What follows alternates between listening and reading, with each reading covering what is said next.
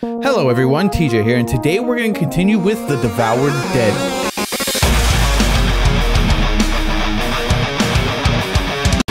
Okay, so last time we went over here into the Man of Means, so we're going to try one of these others out. Do we want to go with the bootlegger, or let's sign, you know, we're going to go with the bootlegger just because it's, hey, don't go too far, right there, let's go. The bootlegger. I came here as a guest once. At the time, I was just passing through. I do recall that much. I was greeted by my gracious host, the owner of the house. He had opened the place up for travelers from all places. The next time, it was under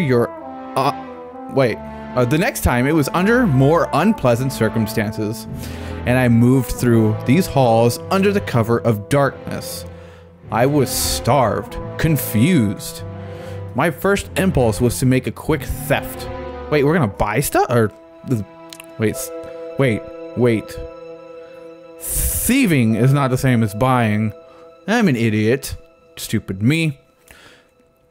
Collect what I could from the old man's private collection upstairs and turn what little money I could from it. So I'm stealing stuff. I need to go upstairs to the old man's private collection.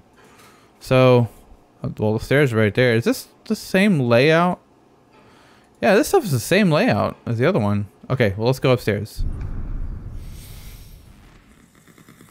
Oh no. Oh no.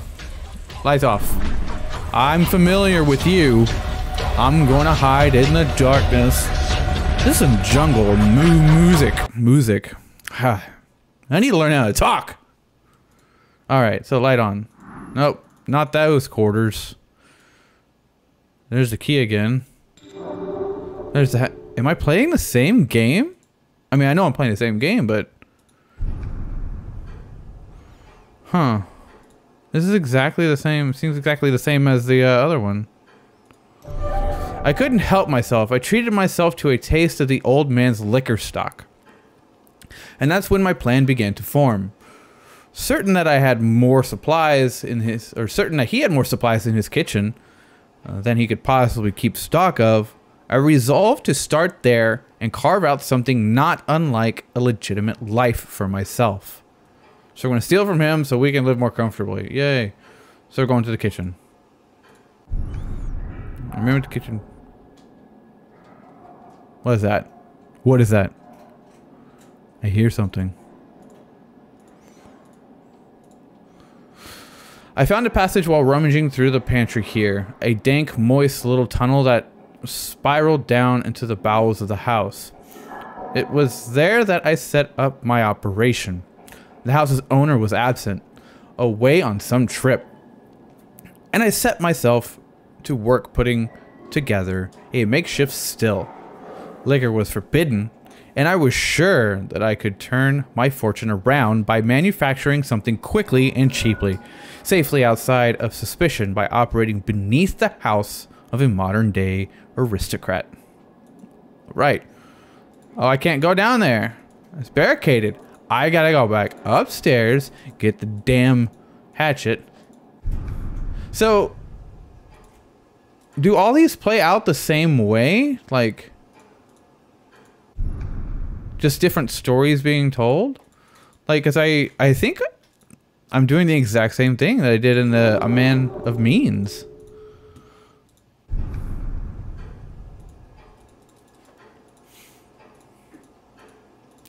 Let's go through the door. Keep going. All right, let's take this down. Go down here. The old man, the one who owned the place, he had brought something back with him from the latest trip. I had been working unnoticed in the basement for months when it showed up. A writhing, horrific thing with malice in its eyes greeted me from behind a cage in the room I had once used for my operations. I saw no mouth, but the creature's teeth glistened at me in the darkness of the basement. Those teeth, they contorted, twisted upwards into an alien mockery of a smile, jagged and cracked. What was that? Hey, get down. You're scaring me, cat. Go. Go. I ran, certain that the old man had some trophy in his personal quarters I could use to defend myself. As I forced my way through the small tunnel to the kitchen, I heard the steel of the thing's cage buckle and break beneath me. So it's telling me to leave. There's the cage. Yeah. Oh yeah, there it is.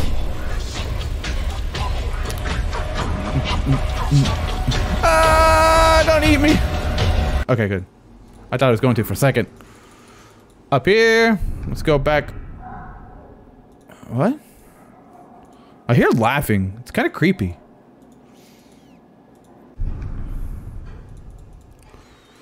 Okay, so I'm fairly certain... hello?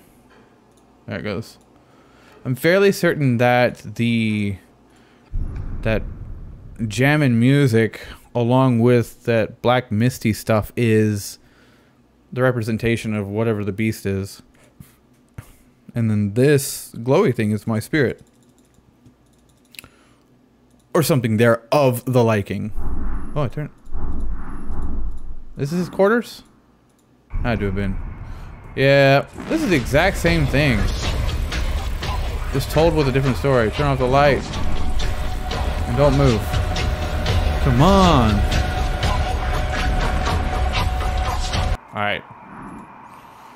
Head up. No. So I go back down this way. All the floating chairs again. This is so disorienting. Alright, through here, and now everything's fine. I was overtaken with fear. I had not intended to threaten the old man, but my mind was burning with questions and I needed an answer, any answer, to calm myself. I heard him outside, and in mistaking him for the thing from the basement, aimed the pistol I had found in the old man's dresser at the door. He stood, staring at me in silence, as I demanded to know what happened. My hands, shaking in a moment, pulled against the trigger with enough force to fire. I recall quite clearly that the old man was unharmed, but he fled down the hallway in a clear attempt to escape me. That was when the hallway seemed to swallow him whole, pulling him deeper into some dark recess of the house and outside of my view. Okay.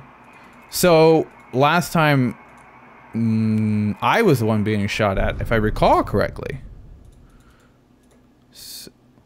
Where do I go now? Oh, should I go down here? In here? That's right. Okay, okay, okay. Just like the owner of the house, I too was swallowed up by those endless, twisting hallways before being eventually spit out into some other bedroom. I had no chance to get my bearings, I remember now, but I ran. Blood pumped fast, drowning out any other sounds the house may have had as it rushed through my ears. Whispers clouded my ears, assuring me that there would be no escape from this place. Soon, I found myself outside of the grand house's library.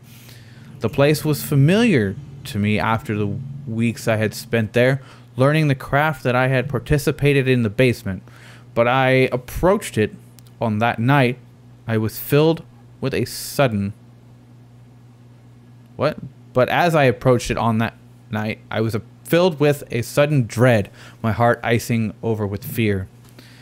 I turned the handle regardless. In some way, I found myself deserving of the fate that awaited me beyond the door. Whatever had been there that night turned me into what I am now. So, go to the library now.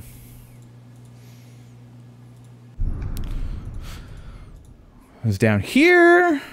And I believe it was down here to the right. Yeah, boom. Here we are.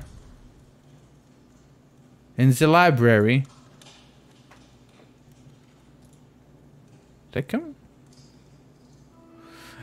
It caught me as I tried to open the door. The shifting imperceptible? That's an unfamiliar word for me. Bulk of its body seemed to tense and expand.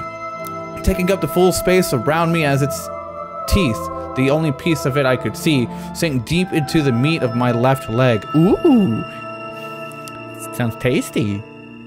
With some unknowable motivation, it pulled me screaming into the library, which was lit only by 2 small lights with no visible source that quickly scattered. I was left in the quiet, contemplative void for an impossible length of time, as the beast, whatever it truly may have been, paced around me, as if waiting for something. I think it wanted me to shout for help, but my throat was seized by some deeper fear. At most, I was able to manage a whimper, and the creature's patience quickly expired. Moments later, with a snap that echoed through my last moments, I was torn from my body and thrown somewhere high into the library ceiling. It took more than just my life. It was my memory as well. But now I have it back, and that may be enough for now. Alright, so yes, this does seem like it's just the same game with a different story. And it's very interesting that they did it like that. I can't wait to see what the next one is. But I will get to that in another video. Gonna see the same game, I'm sure, for a 3rd time. But if you are interested in this game, I'll leave a link for it down in the description below. And thank you for watching.